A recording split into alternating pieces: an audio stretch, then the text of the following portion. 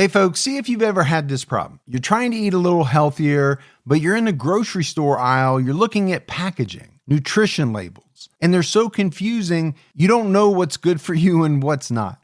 Well, this is why I love Thrive Market, my go-to online grocery store for getting all of my healthy essentials delivered, and I don't even have to leave my couch. Finding better options for the whole family is easy with Thrive Market's Healthy Swap Scanner. Just scan a product and it instantly recommends healthier swaps. This is how my wife and I found our new favorite snack, IQ bars. Sometimes I eat one in the morning with my coffee, sometimes just later on in between meals. They also have so many on-site filters that make it simple to shop by the needs of everyone in the family. Maybe you have someone who needs gluten-free food, somebody that has a peanut allergy. Well, no more scouring ingredient labels when you can just filter it all on Thrive Market. My wife and I often use the high protein filter to stock up on things like Sieti chips. Ready to make the switch? Go to thrivemarket.com/TCAT for 30% off your first order, plus a free $60 gift. That's THRIVE market.com/TCATT. thrivemarket.com/TCAT.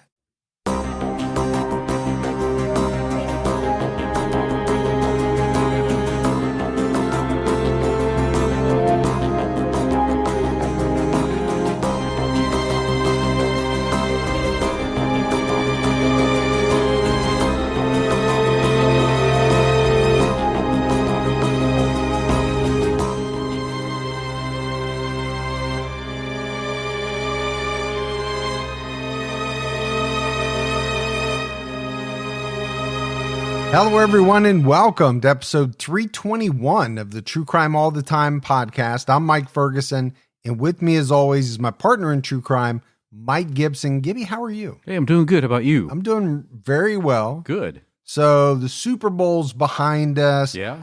We just had Valentine's Day. It was last night as we're taping this. Yeah, thanks for the flowers. Yeah, you're welcome. Yeah. I was going to go chocolates too, but I thought that was a little overboard. Never overboard, but anyway, thanks. I did that for my wife, but I hope everybody out there had a good one. You know, and we're creeping up on spring. I mean, it'll be here before you know it. And, oh, it's 68 degrees today, man. yeah, I know. And I'm wearing shorts again in the studio. So let's go ahead and give our Patreon shout outs. We had Sherry K. Hey, Sherry. Shalene Daniels. Hey, Shalene. Rebecca Schultz. Hey, thank you, Rebecca. Hushpad. What's up, Hush? Nikita Peters. Hey, Nikita. Jenna Stats. Hey, Jenna. Andrew Dodds. Appreciate that, Andrew. Ashley Barnes. There's Ashley. Jeannie Enzi. Hey, what's going on? Enzi versus Audi. Amber Clark. Hey, Amber. Karen. Hey, there's a Karen. Billy Buhner. What's up, Betty? Andrea Stewart.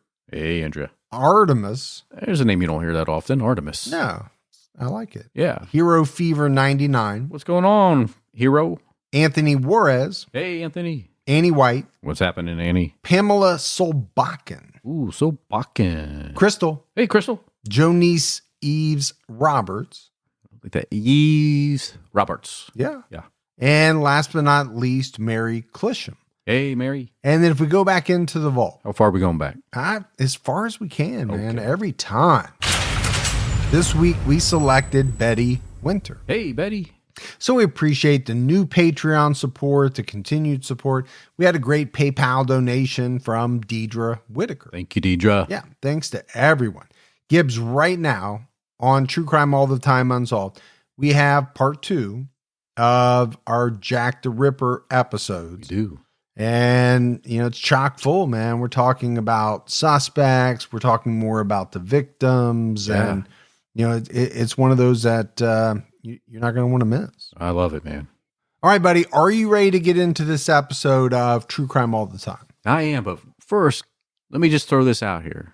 We really could use your help if you could tell your family, your friends, your coworkers to listen to the podcast because it really helps us out. Yeah. Yeah. We don't say it very often, but it does help us out. So I appreciate you thinking of that. Yeah. All right. We are talking about Cynthia Mueller.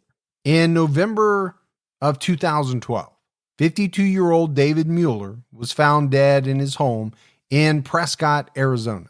The authorities initially assumed that David, who had ALS, died of natural causes until one of his former caregivers confessed that he and David's wife, Cynthia, murdered him. Maybe a strange story to pick just after Valentine's Day. Sure, yeah. But, it happens. We know all the time.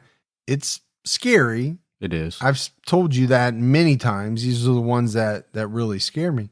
Cynthia Mueller's father was in the military. She moved and changed schools often, which a lot of people said made her a very independent person. She attended college at Arizona State University and majored in public programming. Okay. I don't know if it's Arizona State or Arizona. I want to say it's ASU that is like one of those big party schools. Yeah, they're in Tempe. Mm-hmm. It is. Been there. Done that? Yeah. Okay. Well, let's not get into too many details. So during college, Cynthia became what was termed by many as a social butterfly.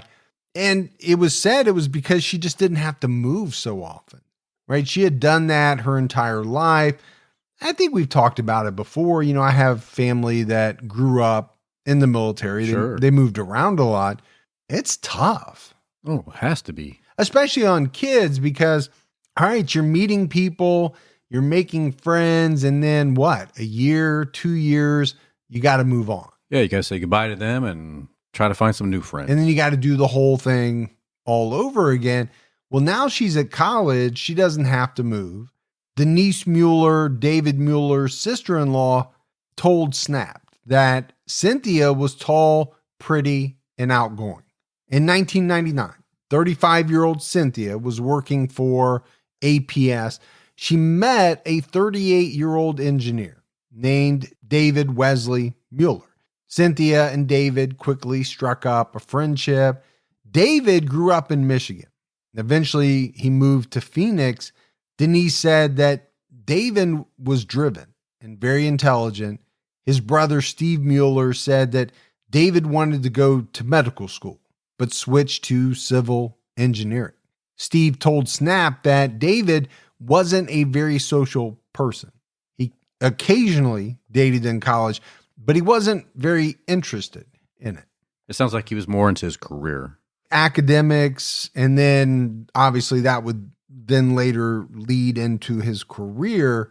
But, right off the bat, what strikes me is you have David Mueller, who is not a very social person, right? Not very outgoing. And then you have Cynthia, who is and was called a social butterfly. Yeah. Okay. Is that opposites attract? I think so. Maybe. Cynthia was very interested in David and she pursued him. Denise Mueller told Snap that Cynthia had to convince David to go out with her. And I don't know that you're going to hear that all that often. Yeah. This woman who was described as tall and pretty and and all of those things, having to convince this guy who doesn't date all that often to go out with her. But that's what was said. After the first date, David became interested in a relationship with Cynthia. Denise said David was approaching 40. I think he thought he would never be married. He would never have kids. And then all of a sudden, he saw a future that he didn't think would ever happen. So he goes from not wanting to go on this date at all to essentially having the one date thinking, oh, I could really see something developing here. Yeah, let's get married, have 2.5 kids and a house in the hills and, the whole dream. Just a few months later, David proposed to Cynthia, but there was a problem. APS had a rule against coworkers dating. I never actually saw it in the research, but there is a utility company out there, Arizona Public Service. I'm thinking that's what APS stands for. It's not all that important, but they both work there. We have the same policy here. In the studio? Yeah. Yeah. So you and I are not allowed to date. Exactly. And, I came up with that rule and I still stand behind it. There's a reason for it. I think guess. it's a good rule. But they were dating. So when the company found out that David and Cynthia were together, David was demoted to subcontractor and Cynthia was let go. Yeah, I get it. I mean, all seriousness, it can be a problem in the workplace. Oh, there's no doubt it can. And a lot of companies have rules about it. Now, I think a lot of the rules stem from what level each person is on. Yeah. If you're at the same level, I don't think a lot of companies have rules against that. Right. They definitely have rules against, managers dating people that work for them or maybe even in another department. I don't know. My wife and I met at work and almost right after we got married, they separated us. Yeah. It's a good thing they did.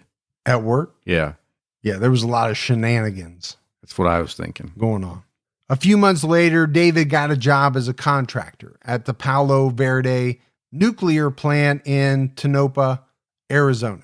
And apparently he was making a boatload of cash. So much money that Cynthia no longer even needed to work. So she became very involved in wedding planning, which for anyone who has gone through that to an extensive degree knows is no easy feat. It's almost like having a full-time job. Yeah. Cynthia and David married and eventually had 2 children together. They bought a home in Prescott, Arizona. They were very active in their church and they were respected members of their community. I wonder what it's like to be respected members of your community. I don't know, because I don't even think the members of my community know who I am. So how You're can okay they? with that? I am very much okay with that. But how can they respect me when they don't know me? In 2009, David started experiencing numbness in his limbs, and he had trouble doing some things with his hands. He also stumbled when he was walking. David was diagnosed with early ALS. By 2010, David was in a wheelchair and could no longer work. So Cynthia started working in real estate because she needed a job with flexible hours. And she flipped properties and was able to support her family. So I know you worked in the real estate business for a number of years. Sure. The hours are flexible. They are. Although they can be quite extensive. Yeah, and a lot of times not the most convenient hours either. Yeah. Yeah, a lot of nights, a lot of weekends, things like that. Cynthia felt like she needed help managing everything, so she hired a nanny for the children. In the summer of 2012, she hired 19-year-old Angel Betrez Estrada to care for David. Angel told Snapped that he first met David at a local care facility, and a couple months later, David asked him to work as a private caregiver at his home. That ALS is such a debilitating disease. Yeah, it really is. And most people at a certain point need almost around the clock care. In November 2012, Cynthia's father offered to send in a man named Chuck Todd to help out the family. Chuck Todd was a fellow veteran and family friend. He was 61 years old and he was looking for a change after his marriage failed. He was from Washington State, but due to some medical issues, it was better for him to be in a warm place. This was according to Detective James Lamerson of the Prescott PD. So Chuck ended up taking care of David at night in exchange for them allowing him to live in their basement. Maybe a fair trade. Could be. Yeah. Now, going from Washington State to Arizona, pretty big climate change. It is. And I know there are individuals that because of medical reasons, they just can't handle the cold or they need to be in those warmer climates. That does happen. Just before noon on November 16th, 2012, Angel found David unresponsive in his bed. Angel called the Prescott PD non-emergency line. Officers and paramedics got to the house around 11:45. Angel showed them to the main bedroom. where they found David unresponsive and cold. David's wife, 48-year-old Cynthia Mueller, was at his bedside. It was said that she was visibly distraught. Angel told Snapped, when the authorities showed up, Cynthia was still on the floor bawling. Okay. Is that out of the ordinary? No, it sounds like somebody that's really upset about what just happened. And you would think, we talk about it a lot, right? How do we think people would act? Sure. Your spouse is cold, unresponsive. You would be beside yourself. You wouldn't be able to control your emotions. Most people, right, I think, would fall into that category. Now, we also talk about what emotions are real, what emotions are put on, and we may get into that as we go along. The responding officers notified David's doctor about his death and asked him to sign the death certificate. David's doctor apparently was surprised by the news because he didn't think that David was at the point in, I guess with his illness where he was going to die anytime soon. So it didn't add up to his doctor. No, I don't think it did. He refused to sign the death certificate because he didn't think David should have died from ALS at that point in time. Detectives were then called in to examine David. Detective Keith Crabtree of the Prescott PD said he was laying there peacefully. There was no blood, no sign of a struggle. There was no sign of anything. Kenneth Morley, a former lieutenant, added, he looked like he was well cared for. He's face up. He was clean. It just looked like a natural passing. So, both of these guys were on the Snapped episode talking about it. But nothing really alarming jumping out at them. Not so far. Lieutenant Morley said that the police began investigating David's death because his cause of death was unclear. The Daily Courier quoted him as saying hospice had been at their house the day before and told them there was nothing they could do because he was not dying in the next 6 months. Okay, so let's analyze that for a second. Somebody called hospice to come out. I don't know who that was. Yeah. They come out and say, there's no reason for us to be here. Yeah, way too early. He's not going to be dying anytime soon. Okay, so that's backing up his doctor's statement. And adding to the suspicion. Oh, absolutely. Detectives wanted to talk to all three people in the house, but Cynthia was still very distraught and not able to talk with them. Investigators spoke with Chuck Todd and Angel Betrez.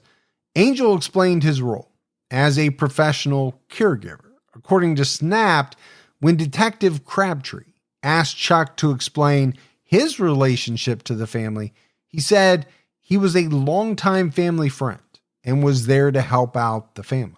Angel and Chuck talked about the events before David's death. Angel said that David usually woke up around 9:30 to 9:45. He was concerned when he was still asleep at 11 o'clock. Angel called David's name, tapped on his foot, which was poking out of the blanket. He felt that David's foot was cold. He then touched his shin. It was also cold. So he called out for Chuck and told him that David had passed away. Cynthia was running errands at the time. Angel called the police and Chuck called Cynthia. They said she needed to come home because there had been an emergency. She wanted to know what was happening and refused to come until they told her, but they insisted that they needed to tell her at home. Cynthia got home just a few minutes before first responders arrived. She went inside and Chuck told her that David died in his sleep. Cynthia hit David on his chest, tried to perform CPR. She even slapped him. She appeared shocked and fell to the ground crying. So she's either devastated by what she's seeing or she is attempting to win the Oscar. Yeah, either one. And a lot of times in these situations, if you didn't know the outcome, which we kind of do, and sure, we give it away up front, you would be kind of mulling it over. We kind of know which way this thing's going, but there's a lot of details that we gave out There was a couple that I kind of wanted to touch on. If you have to make that call, and let's assuming that what they said happened really happened, Right. would you want to tell someone like that over the phone, or would you insist that they come back? I could understand that. Sure, yeah. If you know they're going to be distraught And driving. you're going to try to avoid that. Yeah. Yeah. I can definitely see why someone would insist on that. Detectives asked the two men when they last saw David alive. Chuck said he heard David snoring around 2 a.m. The police believed that Chuck and Angel were telling the truth. And again, like we said, really, there was nothing to indicate that David was killed. The signs just weren't there. Investigators didn't plan to do an autopsy because they felt as though David's illness was the likely cause of death. His remains were turned over to his family. David had instructed that his remains be given to a medical research facility. His body was given to a facility in Phoenix on November 16th, 2012. So obviously, he's factoring in that he has ALS. Sure. He's made the instruction that upon his death, his body is to be sent to a medical research facility. Yeah, it's kind of amazing. I think so. Selfless. Yeah. I don't know if I could do something like that because you know what they're going to do. Yeah. At this medical research facility. But without people making this type of decision, how can these researchers be expected to find a cure? Right. Pretty tough. Really tough. Unless you can study people who, actually have the disease. Don't let allergy season slow you down. Get common allergy meds for as little as $15 with GoodRx. So you and your family, pets included, can stop allergy symptoms before they start. GoodRx is free and easy to use. Just search for your prescription on the website or the app, compare prices, and get a free coupon to show your pharmacist. Save at over 70,000 local pharmacies nationwide, including Walmart, Walgreens, CVS, Publix, Kroger, and many more. Check GoodRx before every trip to the pharmacy to save up to 80% on both brand and generic medications. And did you know GoodRx rewards you for saving money too? Join GoodRx Rewards today and earn points every time you use a coupon. Remember, GoodRx is not insurance, but works whether you have insurance or not. And it could be your insurance copay price. I've been using GoodRx for years, and I can't tell you how many times I have saved money even with my insurance. Stop allergies before they start and save big on allergy medications this season with GoodRx. Go to goodrx.com/TCAT. That's goodrx.com/TCATT. Once the temps start rising, I realized I was back in the same worn out rotation. Same tank, same shorts, same everything. So I gave my daily uniform an upgrade with Quince. Their pieces are easy, elevated, and somehow make me feel more put together without even trying. Like their 100% European linen shorts and dresses from $30. Luxe swimwear, Italian leather platform sandals, and so much more. The best part, everything with Quince is priced 50 to 80% less than what you'd find at similar brands. By working directly with top artisans and cutting out the middleman, Quince gives you luxury without the markup. And Quince only works with factories that use safe, ethical, and responsible manufacturing practices and premium fabrics and finishes. I'm getting ready to stock up on shorts for summer from Quince, and I know they're going to be amazing because everything I've ordered has been of the highest quality, and the prices are amazing. Treat your closet to a little summer glow up with Quince. Go to quince.com/TCAT for free shipping on your order and 365-day returns. That's QUINCE.com/TCATT to get free shipping and 365-day returns. Quince.com/TCAT. On November 24th, 2012, Cynthia Mueller called 911 in Henderson, Nevada. She said she was being stalked and harassed by a man who was following her while she was driving. She identified the man following her as Charles Todd. Cynthia's attorney, Greg Clark, said that Chuck was trying to run her off the road. Cynthia said that her children were in the car with her and she seemed fearful for their lives. She pulled into a gas station and told store patrons what was happening. Chuck pulled into the gas station behind her. Police arrived. They arrested Chuck, but released Cynthia.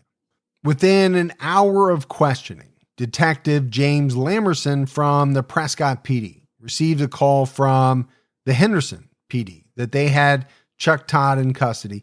Henderson discussed Chuck's statement to the police. Chuck said that after David died, Cynthia thought it would be good for her and the kids to go on vacation. They went to an RV park where Chuck was staying, and he took the kids to a water park. Chuck and Cynthia got into an argument, and Cynthia packed up and left. According to Snapped, Chuck said he never tried to follow Cynthia and had just crossed paths with her on the way to the gas station. So his claim was that this was all a big misunderstanding. He wasn't following her. He just happened to see her and pulled into the gas station. So just a big misunderstanding. According to him. Yeah. Now, the detective who was interviewing him could see that Chuck was getting agitated. Chuck eventually blurted out something to the effect of, "Oh, you want to know what's really going on? She and I just committed a murder in Prescott." This was according to Detective James Lamerson. So Charles Todd was arrested on November 24th, 2012, after he admitted his involvement in David Mueller's death. According to Lieutenant Kenneth Morley, Todd said he was a family friend and spent time with Cynthia in Prescott, Arizona, as well as Henderson, Nevada. The Daily Courier reported that he admitted he and Cynthia were having an affair. He also claimed that he assisted her in suffocating David Mueller. He didn't stay quiet too long. No, not at all. Now, let's take a step back for a minute. If what he is saying is true, if you're Cynthia Mueller, why are you calling the police on this guy? Exactly. To even put him in a position to talk to the police. That doesn't seem smart. No, because you're just asking for something to come out that you don't want out there. Now, if he really was trying to run her off the road, she was fearful for her life. Maybe she felt as though she had no other choice, but you're taking a big chance. Well, huge chance. Detectives reached out to David's doctor, who connected them to the research facility that had David's remains. The facility said that they no longer had David's remains because he had a condition that would not allow them to do research on him, so they sent his body to a crematorium. Well, that's not good for the investigation. Well, it wouldn't have been if David had already been cremated. His body was scheduled to be cremated that very same day. Detectives were scrambling to try to find his body, assess what was going on with Chuck Todd, as well as trying to get a search warrant for Cynthia's home.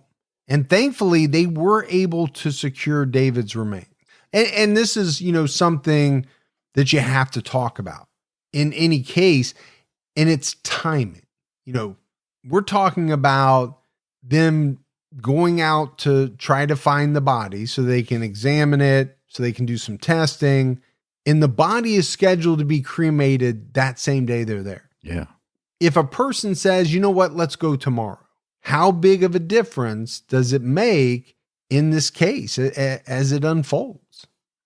Timing is such a crucial factor in a lot of ways. So David's body was located and taken back to the medical examiner's office.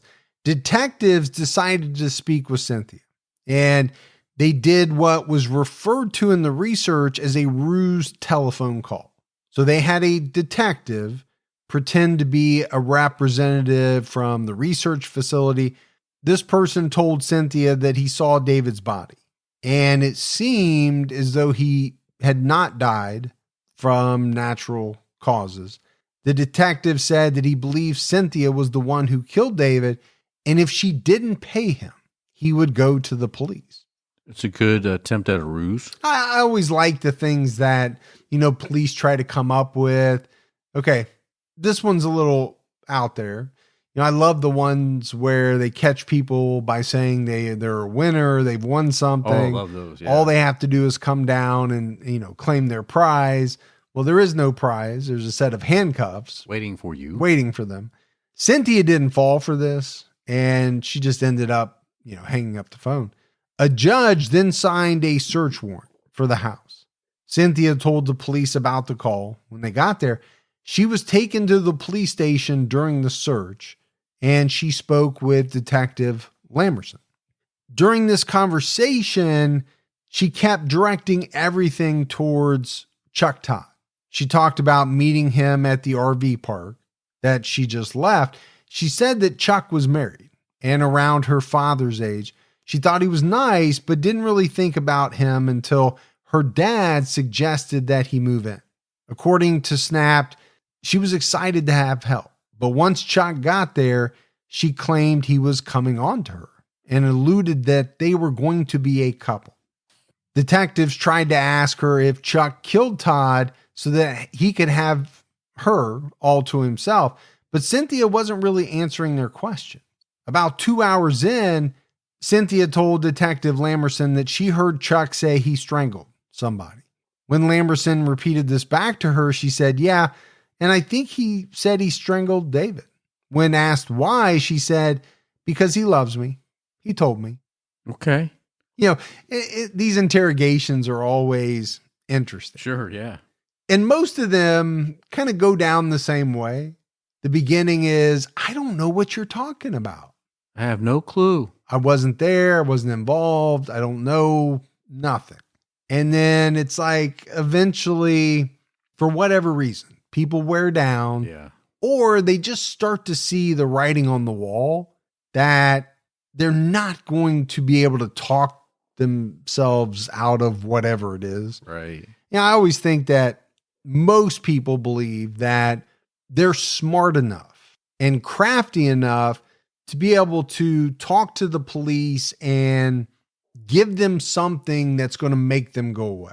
My thought is very rarely is that the case. Exactly, yeah. That a guilty person is going to be able to do that. It's just like when your kids are lying to you.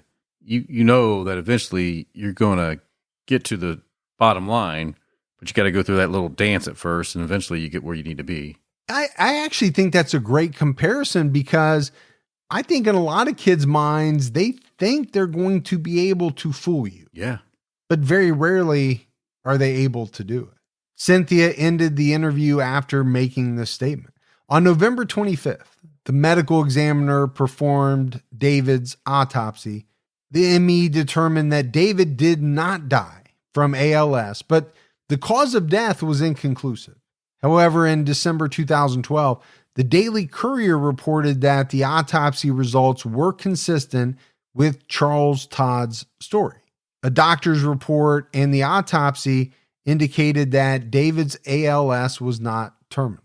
So, even though Cynthia had kind of given the police something, she still denied all involvement in David's death. Yeah, she had nothing to do with it, right? No, she never. Yeah, she never went that far. She was not arrested at this time. The investigation continued. Detectives traveled to Henderson to speak to Chuck Todd. Chuck said that he made everything up to get revenge on Cynthia for ending their affair. He claimed the affair started 6 months earlier when he met Cynthia at the RV park in Boulder City, Nevada. Cynthia was visiting her dad. They were introduced to each other. Charles said that this was where they began their affair. And then over the next 6 months, Cynthia often left David with Angel to have sex with Chuck. Charles claimed that a couple of weeks before David died, Cynthia asked him to move in with her. After David died, Cynthia was no longer interested in him. This is what he said. She ended their relationship at the RV park. He was so angry that he made up the story about murder. It's a big story to make up. Yeah. Do you think maybe you could figure out a story that does not involve you murdering someone? Exactly. There's probably a better way to go about that. I mean, you go from 0 all the way to 10. Yeah. Maybe go down to 2 or 3 That's what I'm thinking. to start out with. Yeah. Detectives didn't believe Chuck. Shocker. And it didn't really take all that long for him to admit the truth. Chuck claimed that on November 15th, Cynthia asked him how to kill David quickly. Chuck said that he had seen someone being suffocated with a plastic bag and a pillow in a movie. He didn't think much of this conversation until they went into David's room around 2 a.m. to check on him, and Cynthia got out a plastic bag. They wrapped it around David's head. Chuck said he held down David's right arm while Cynthia smothered David with the pillow. He also said David tried to resist them. So many times we've talked about, a loved one killing their spouse. Right. And how terrifying that is. Picture David. Here's a guy who has limitations. Sure. Obviously, because he has this disease, ALS, he needs people to take care of him. He has his wife who should be trusted implicitly. Sure. He's got a friend of his wife's dad, and then a caretaker, a hired caretaker. All that you should be able to trust. You should be able to. Your wife for sure. Yes. And especially if your wife's around the caregiver at the time. And she's there, right? Then all of a sudden she puts a plastic bag over your head while this other guy restrains you. I mean, I just can't even imagine the thoughts that are going through your head as you're struggling. Yeah. Because you just can't believe that your wife would do this to you. It just would seem like a nightmare. And this is not, not to get too graphic, but this is not a shot to the back of the head. This is going to take a little bit. You're going to see what's happening to you. Yeah. As it's happening.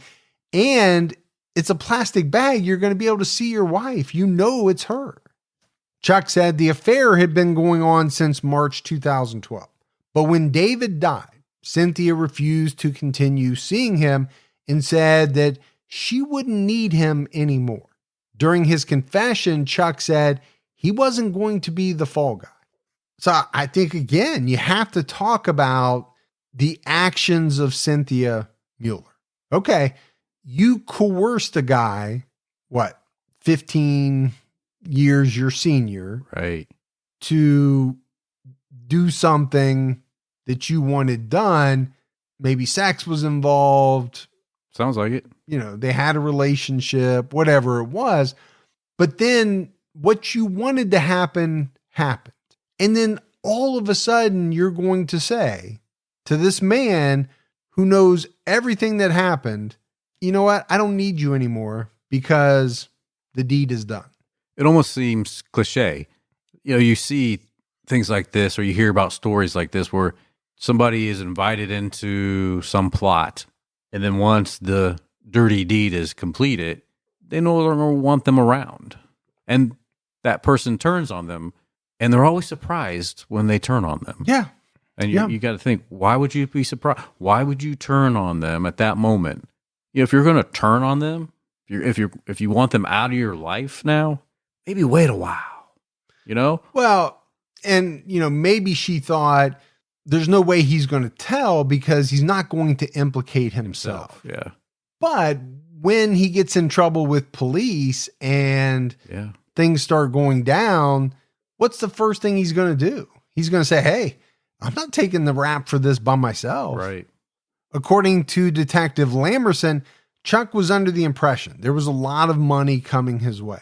After David's body was delivered to the research facility, he and Cynthia took the kids to the RV park where Cynthia ended the relationship. This is what, ultimately made him very upset. Chuck was charged with first-degree murder, but the police needed more evidence to arrest Cynthia. So they reached out to Angel Estrada and his helper, Juan Navarez. They said the Muellers had a toxic marriage. Angel told Snap, I observed some good times, but it was quickly overshadowed by all the tension and all the arguments between Cynthia and David. Apparently, the couple disagreed over what was supposed to be done with their money. They were arguing often, and David had expressed fear for his life. David told Juan more than once that he was scared and said, "They're trying to kill me in this house." David believed Cynthia was trying to poison him. Bad enough he's going through this debilitating disease, but then have to worry about the one person that should always have your back trying to poison you. Is now the one person that you think is trying to do you in. Yeah. Angel told Snapped he goes into a state of where he's delirious almost. He thinks that people are out to kill him. He would have days where he was completely fine or other days where he was just completely lost. And so at the time, I didn't think about it until later on, but that was the first indication. So, I get what he's saying. It sounds like David had good days and bad days. And so when he's saying some of these things about, he thinks his wife is trying to kill him, I think Angel and Juan thought, okay, this is a bad day. Right. And obviously this is not true, but he's just having one of his bad days. In March 2012, David was convinced that Cynthia was trying to kill him. He moved to an assisted living facility while Cynthia and the kids were visiting her dad in Boulder City. Cynthia was angry and moved him back home. How sad is that? And how fearful does someone have to be to voluntarily leave their home to go into an assisted living facility? Yeah. Now, I don't think the people around him understood exactly what, he was saying, or they understood the words. They didn't understand the magnitude. I think they were writing it off maybe as part of his disease. Yeah. Again, back to maybe having a bad day. But it was said that David was scared when he got back home.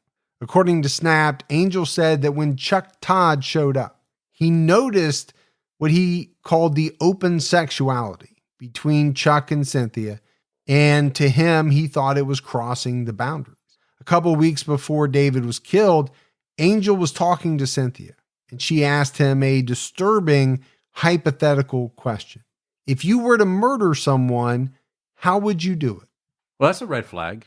Well, I'm putting it in the pile of things that Cynthia Mueller did that to me make absolutely no sense. Right. If you're ultimately going to murder somebody, do you start asking other people about, hey, if you were going to murder someone, how would you do it? Do you not think that's going to come out later on? Especially one of their caregivers. Yeah, it does not make sense. She asked how he would kill someone and get away with it.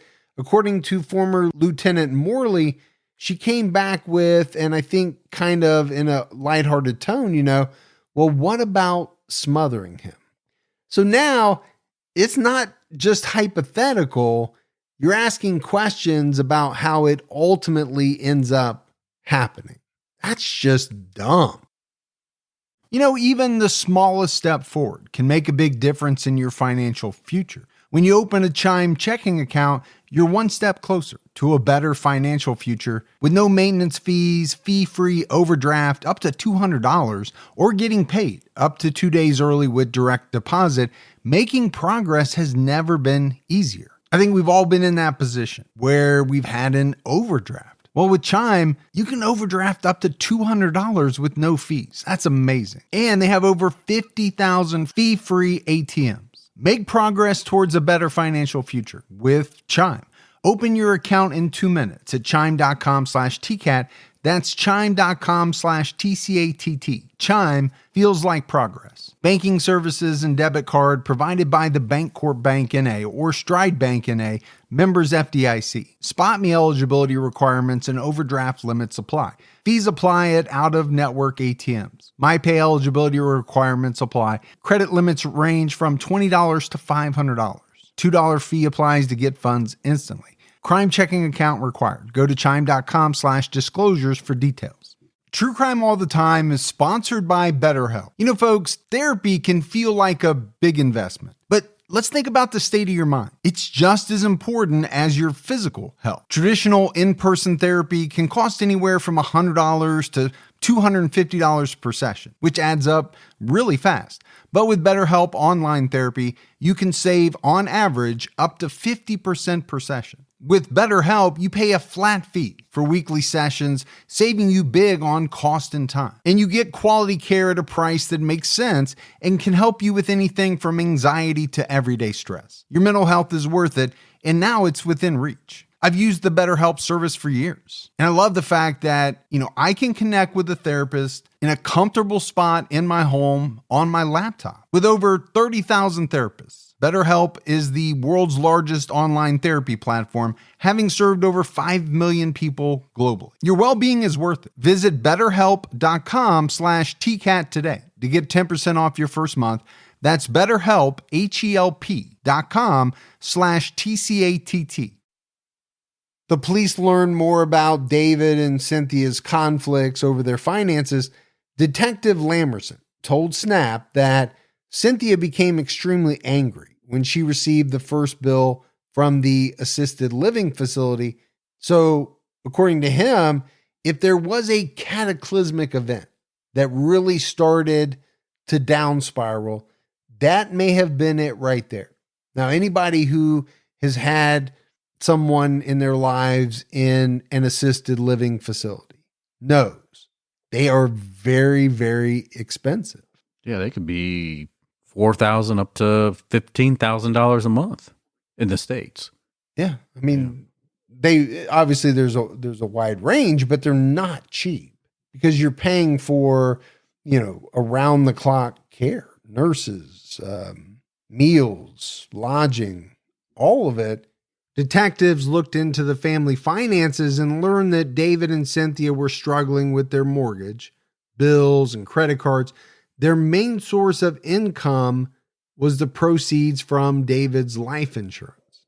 His original policy was worth $500,000, but he withdrew $200,000 and put it in a bank account that Cynthia could not access.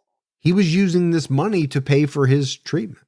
And that's sad right there that he had to put it in an account to make sure that it was there to use for his treatments.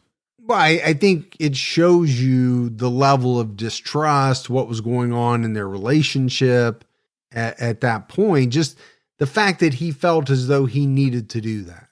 Detectives also found that Cynthia had signed up for dating sites and was going on dates with men. And apparently, Gibbs, she was telling them that her husband was dead. Oh, okay. She's just a real winner. Maybe she even put that in her online profile. I don't know. It also came out that she had searched online for Dr. Jack Kevorkian. I think most people know who Dr. Jack was. Sure. A controversial physician and proponent of physician-assisted suicide. Again, is there one smoking gun here? Maybe not. But when you start to add up all of these things, at the very least, you'd say, not making her look great. Well, but she's going to continue to do things to make her not look so great. Yeah, police followed her around, right? They're trying to build a case against her. They learned that she attempted to withdraw the remainder of David's life insurance policy. Cynthia also forged a power of attorney signature in order to get 2 cars and access David's bank account. So she wanted the other $300,000 and 2 cars. Couldn't be happy with one. She wanted to get access to 2 cars. Gotta have 2. Yeah. Cynthia Mueller was arrested on April 4th, 2013. The police also arrested 42-year-old Travis Northcutt for failing to register as a sex offender. Apparently, he was living with Cynthia at the time. The Daily Courier had spoken with Cynthia in January of 2013, and she denied Charles Todd's story. She said she never asked him to come to Prescott and that she had no involvement in David's death. She also expressed her frustration that people believe Todd, saying, "I have done a lot in this town. This has been total harassment of me. I have women in my church circles that are upset. I have political ambition, and this is killing my reputation." She has political aspirations. She's really trying to be portrayed as a victim here. Yeah, I can't run for office. The women in my church are upset with me. My reputation has been damaged. Now, all of that would be bad if you were thought of as the prime suspect in a murder that you had nothing to do with. Obviously, we're going to find out that's not true in the case of Cynthia Mueller.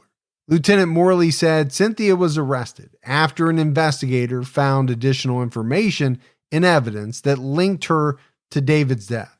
The officer who investigated the case reported that he found an extensive history of domestic violence between David and Cynthia in October 2012. David reported that Cynthia was trying to poison him.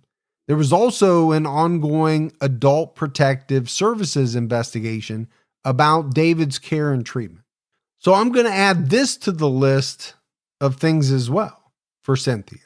There are government agencies looking into you and specifically the treatment of your husband, David. Right. He has said you've tried to poison him.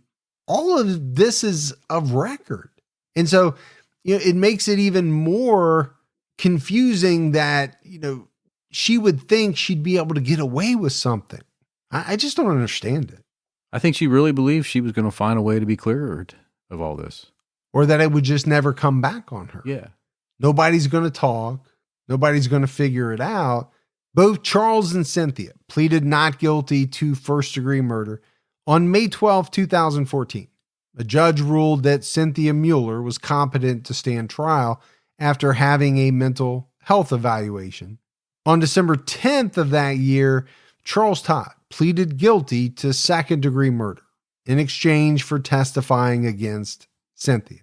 Okay, that's not good for Cynthia. Yeah, she's going to definitely have a battle in front of her now. Yeah, I think she had one already. But now you have someone who has confessed to being part of the murder who is going to testify against her. That's really bad. Oh, yeah. The camps are split now, right? He's looking out for him. And by doing so, she's going to go down.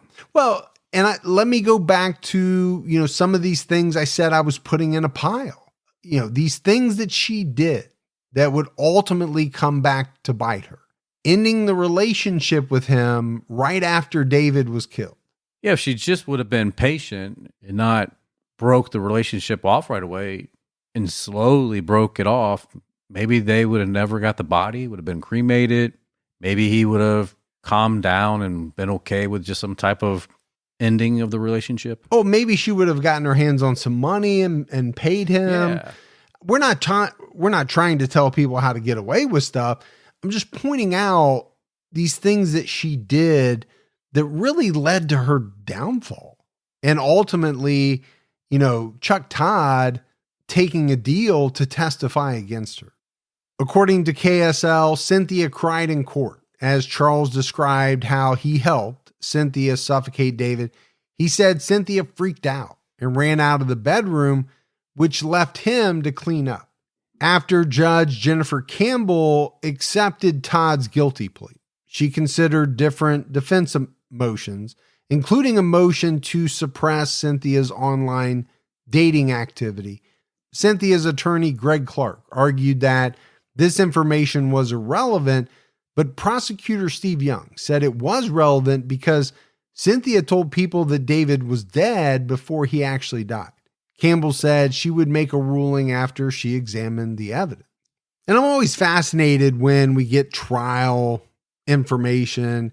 I do like to see, what motions are filed. What does each side try to either have excluded or fight to have included in the trial? When you talk about this online dating activity, all right, I don't know, you could have a married person do that and tell people that their spouse was dead.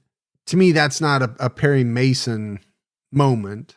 Now, it doesn't make her look good at all. So all this stuff is coming back to haunt her. Yeah, all of these things that she did that I said were strange, questionable, let's put them in this pile, they're going to come out at trial for sure. Greg Clark also said he wanted to see evidence of a homicide. KSL reported that he said, the county's medical examiner was unable to determine a cause of death. They have a medical examiner who can't say it's a homicide, and I have a defendant who says I didn't do it. Steve Young argued that David's doctor wouldn't sign the death certificate because he didn't believe David's ALS was advanced enough to kill him. Cynthia Mueller's murder trial started on May 20th, 2015. According to the Daily Courier, the prosecution argued that Cynthia was frustrated that her husband was bedridden, delusional, and using up his life insurance to pay for treatment.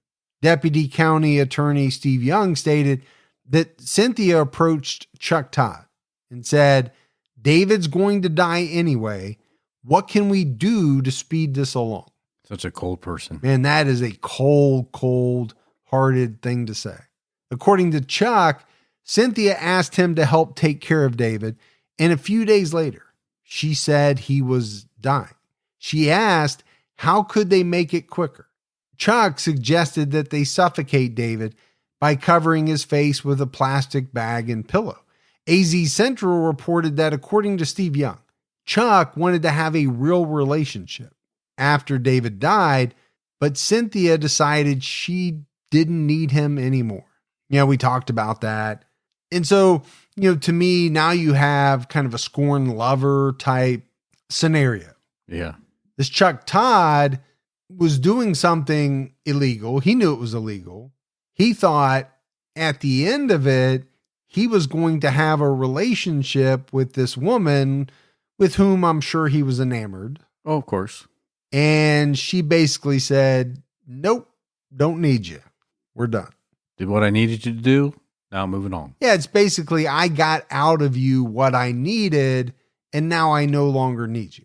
Young said that Cynthia was angry that David took out an advance on half of his life insurance policy to pay for treatment. I think anybody that's in a true loving relationship would never be upset about that. Now, there's one thing about knowing that you're going to need money later on, but when is that going to outweigh spending money for treatment to keep your loved one alive? Yeah, comfortable. And if it does outweigh, then something's wrong. Yeah. Young brought out evidence in court that Cynthia used her power of attorney to get the titles to 2 cars and empty a bank account. The defense argued that Cynthia didn't have an affair with Chuck Todd. They tried to paint Chuck as an obsessed man. When Cynthia refused to have a relationship with him, he wanted to get revenge. Defense attorney Greg Clark argued that Charles Todd was the killer and the murder was part of his plan to be with Cynthia. Cynthia was preparing for David's death by making financial decisions for him. And again, this is what you have in every trial. Yeah. The prosecution paints one picture, the defense tries to paint an entirely different picture, but the prosecution had Charles Todd, who testified at trial as part of his plea deal on May 28th, 2015. 2 witnesses testified that David Mueller planned to put $300,000 in a trust fund for his 2 children, but his plan was thwarted by Cynthia's unwillingness to sign the transfer. The Daily Courier reported that the lawyer who set up the trust fund in April 2012 testified that the trust was essentially empty when created and would be funded by part of David's $500,000 life insurance disbursement. Angela Walker Weber, an attorney, testified that the trust was never funded because the disbursement required a spouse's signature and Cynthia didn't sign. Of course not. Why would she sign that? She wants the money. Brant Smith, David's financial advisor, also testified when asked by attorney Steve Young if he was unable to get Cynthia's agreement to use the funds. He said yes. When he continued with, she made it very clear that Greg Clark objected. So he was getting ready to add some color. Some damaging statements. And her attorney shut him down. The Daily Courier reported that Clark objected each time Young asked either witness questions that would elicit the response that Cynthia had refused to sign off. However, Smith did say that Cynthia said she wasn't interested at all and that her father did not speak highly of Smith's company. A lot of times we talk about the interesting aspect of a trial as it relates to evidence, what's allowed in, what's not allowed in. Here we have very specific wording or phrasing that's either allowed or not allowed. Right. And that's very, fascinating in its own right, because I'm sure that this guy was going to say something that was not going to paint her in a good light. And the attorney, probably smartly, right, stopped it, tried to shut him down. And to me, that's one of those things where, does a jury ever know the full entire truth? And my thought is no, because there are some things that are not allowed, right? They're ruled inadmissible, that are real, but, were ruled to be prejudicial or whatever the ruling is. And you can argue rightly or wrongly about the ruling. I guess my thought is the jury never really gets to see everything laid out. Very rarely. They see things presented by each side with a twist, right? The light is shown the way that each side wants it to be shown. Yeah, you're going to show them what you want them to see. Yeah. So, again, I've said it, but the jury has a very tough job because they've got to decipher not only very scientific evidence, but also, does this evidence mean what the prosecution says it means, or does it mean what the defense says it means? On June 3rd, 2015, David's doctor, Sam Downing, testified that he saw David as his ALS progressed. David had been in hospice care since spring 2012, but it was determined that his case wasn't appropriate for hospice because those patients are expected to die within 6 months. And so I'm taking from that he wasn't. Just as his doctor, said earlier, Sam Downing said that David's ALS had progressed to where he suffered from significant weakness in his legs, trunk, one arm, and had difficulty with fine finger movement, but didn't have trouble breathing or swallowing, which is normally the cause of death in ALS patients. According to the Daily Courier, when asked by the prosecutor, Downing confirmed that David was not in the end stage of ALS at the time of his death. He said that he refused to sign David's death certificate because he didn't feel confident that he knew what the cause of death was. He confirmed that he felt David died prematurely and his death was not due to ALS. And again, it keeps coming up time and time again, but it's a big deal. Sure it is. Right? This is not a totally healthy individual who suddenly died. This is a person who had a very serious illness. Yeah. ALS is a very serious illness. But the key is the doctor is saying, his illness had not progressed to the point where he should have died or he would have expected him to die.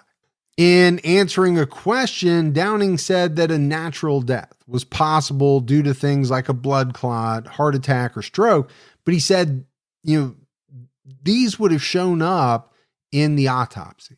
The defense called on a woman named Natasha, who was a former nanny. Natasha said she was in the home on the night of the murder.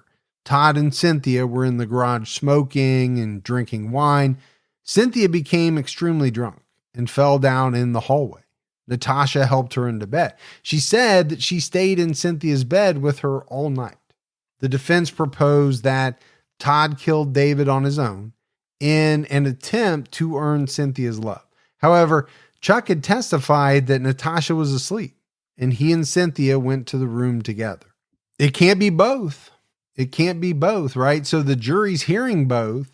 They've got to make a decision, right? So the nanny helps her into bed, climbs into bed with her and sleeps there all night. Could happen. It's a possibility. And sometimes that's all it takes, right? Is sowing those seeds of doubt, reasonable doubt. But the jury didn't buy it. On June 11, 2015, Cynthia Mueller was found guilty of first-degree murder, conspiracy to commit first-degree murder, fraudulent schemes and artifices, and unlawful use of power of attorney. That artifices gets you every time. Yeah, fraudulent schemes and artifices. You don't hear that one very, very often. On June 15th, Charles Todd was sentenced to 16 years in prison. Todd's attorney, Andrew Fallick, asked Judge Campbell for a lesser sentence, saying that Todd had a liver transplant, heart problems, and probably wouldn't survive 16 years. The Daily Courier reported that Fallick said that Todd was partially motivated to kill David because of the physical abuse of his children. Fallick noted that ALS does cause people to become violent. He then said he wanted to tell what happened. He wanted to get that off his chest. So I never found how much of this actually came out in trial, if it did. But obviously Todd told his attorney this, because the attorney's relaying it to reporters, that Chuck Todd, according to him, thought David Mueller was abusing his children. And that's partially why he decided to help kill him. Now, is that true? Or, as we often say and think, are these people after the fact trying to put a spin on it? Right. Yeah, I admitted to doing this. But here's another reason why I did it. Yeah, maybe it will get me less years in prison. Or make me look a little better. Right. I stopped child abuse. Again, I don't know how much of it came up in trial. I don't know if there was any evidence at all that pointed to that. For me, it's kind of hard to believe because we just listed out all of the conditions and things that David was experiencing with his ALS. Right? He had trouble with movement in one arm. He had trouble walking. Does it mean he couldn't have abused his children? No. But what's the likelihood? And who do you believe? I guess it comes down to that. Fallick argued that the state had a case against Cynthia because of Charles's confession. David's body was going to be cremated, but the police stopped it in time. Now, that's probably a true statement. I think so. Yeah, if Chuck Todd doesn't come forward and confess, like you said, this thing drags on, drags out. David Mueller's body is cremated and they're not able to perform an autopsy. And then I think they would have had a much harder time moving forward. I think at the very least, it would have been much harder, if not impossible. Chuck said in court, "I'd just like to apologize to all the families involved, especially the children." On August 19, 2015, Cynthia Mueller was sentenced to life in prison with no chance for early release. Now that I like. That's the hammer. Yes. I mean, it's not death, but you will die in prison. No chance of getting out. Yeah, she's got to sit there every day thinking about what she did wrong and how greedy of a person she decided to be. But will she? I always wonder that. You know, you and I sit here and we think, okay, these people are going away. They have to sit and think about this every day. They have to live with this. Do they even care? Does it even sadden them? Yes, yeah. They don't want to be stuck in prison, but do they really even care about what they did? And I don't know the answer, and I'm sure it differs in every situation. Cynthia said in court that it's really easy to manipulate a jury with 12 people when 9 are women. I thought that was just the dumbest thing I've ever heard. You are essentially, as a woman, saying women are easily manipulated. Yep. And so I didn't have a chance because I had 9 women on this jury. No problem manipulating them. Not that smart, is she? No, and I got that sense all the way throughout. She might have been a smart person, IQ-wise, I don't know. But she just did dumb thing after dumb thing. And that's separate from, the criminal act of murdering your husband.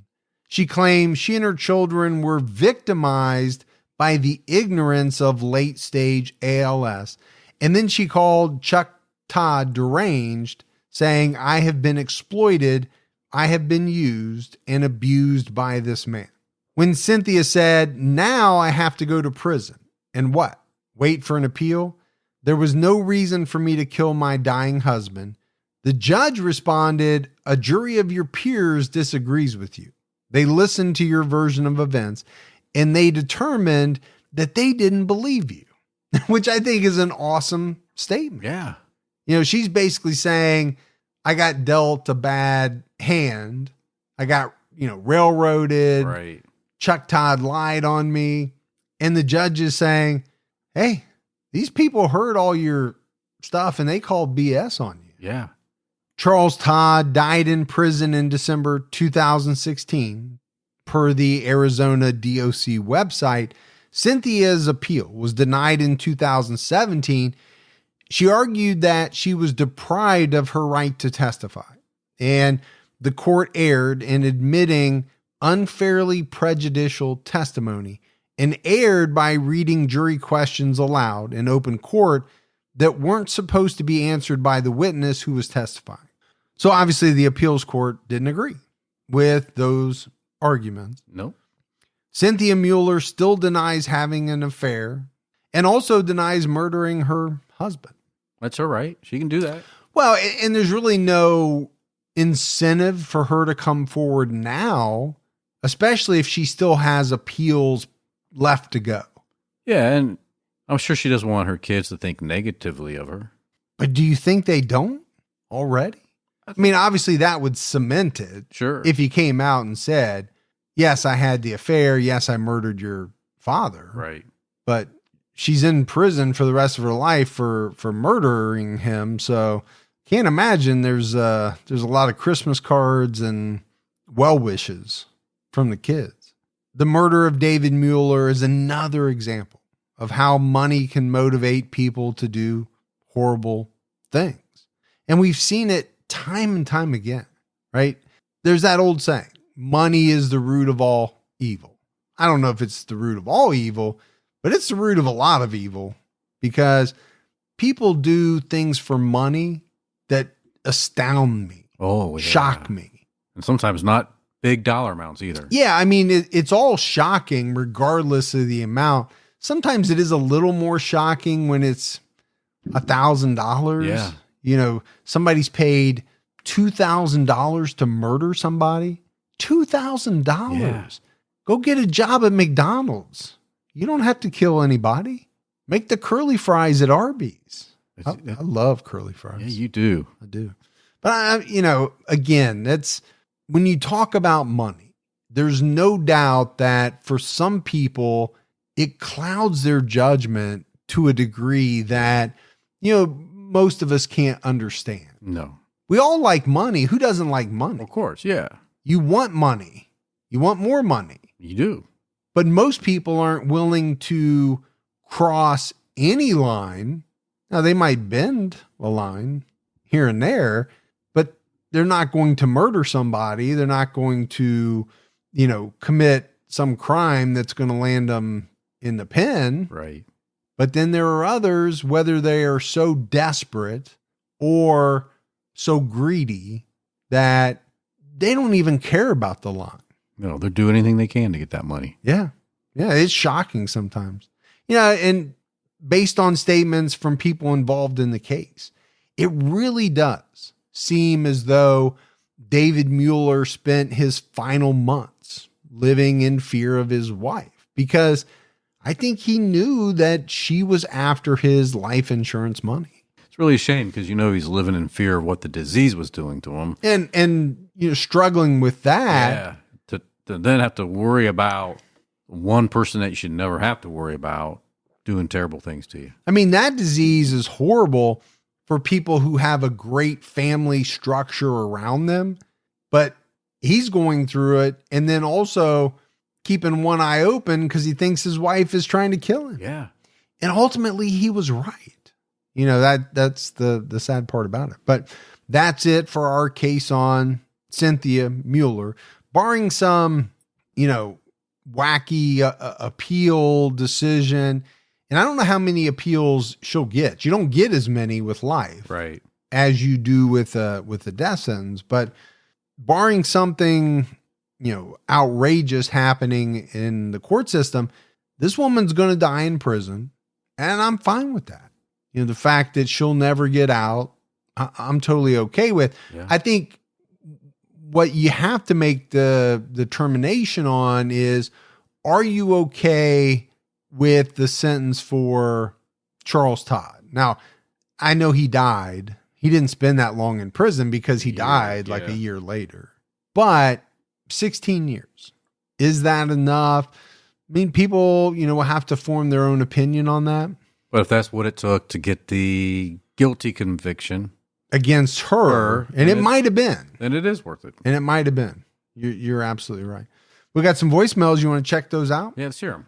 Yeah, my name's Glenn. I was listening to your podcast about Gary Arthur Bishop, and my family was staying in a hotel in Salt Lake, and I must have been around 8 or 9, and my parents had left for a little while.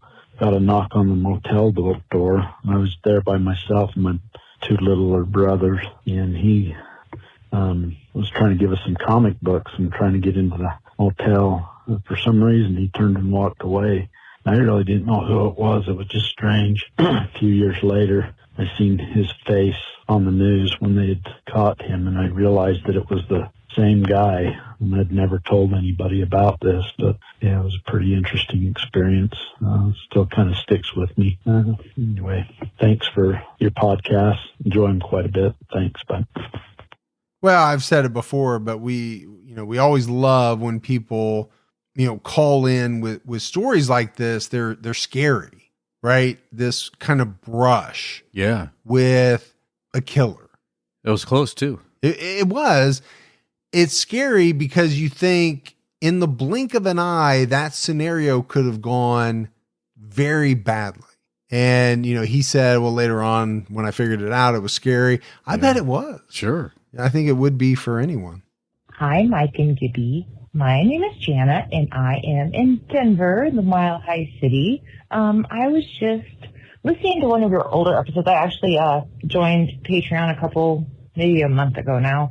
And I've just been really enjoying listening to you guys. And you guys make me laugh when it's appropriate and make me cry when it's appropriate. So there's a lot of podcasts out there that don't have that really good balance that you guys do. So I appreciate it. One thing that I wanted to say is, it doesn't sound like you guys watched Parks and Rec, but there's a dating rule on there that you guys may want to be aware of. So the rule is you can date somebody who is half your age plus 7 years. So if you are 30, you would take that in half, which is 15, and you would add 7. So you could date somebody who is 22, and it is quote unquote acceptable. So I just thought I would let you guys know that, and let you know how much I appreciate you guys and that I love listening to your podcast. And I will continue to listen and keep your own time ticking, and I will listen to you when I can. Thank you so much, guys. Bye. All right, cool. I love Parks and Rec, and I've seen the whole thing multiple times. I just don't remember that. It seems like I've heard something like that before. What's interesting is that, that means you can date somebody that's 42 years old. Wait, how old are you making me? Well, you got to do the math in your head. That means you can date somebody that's 30. I don't know. You can't put me on the spot like that. Oh, really? Quick math. You would think somebody 30. who's in Mensa would be able to do that kind of math very, very quickly. I made you 70 years old. Yeah. Take that, half it, 35 plus 7, that's 42. Man, making me age like that. I know. Yeah. I know. You're not 70 years old, but again, I just proved you're not in Mensa. No, I am. I was playing it dumb. Oh, okay. Just for fun, Hey guys, this is Dee Dee. I'm calling from North Carolina, and just wanted to let you guys know that I enjoy the podcast so much. Just ran into it about a month ago, and I've gone back and listened to everything from July. I listen to your podcast as much as I can all day to catch up, and just wanted to let you know that you do a great job giving the details, and I just love it. Thanks. Bye. Thanks for the kind words. We awesome. really appreciate that. The one thing I know, Gibbs, because I hear it from so many people, it may take a while, but you will catch up. You will. Now it becomes harder as the years go on because we keep adding more episodes. I always go back and listen to it in different languages. Yeah, just to keep your skills sharp. Exactly. I get that. Yeah. I get that. All right, buddy. We had no mailbag this week. So that's it for another episode of True Crime All the Time. So for Mike and Gibby, stay safe and keep your own time ticking.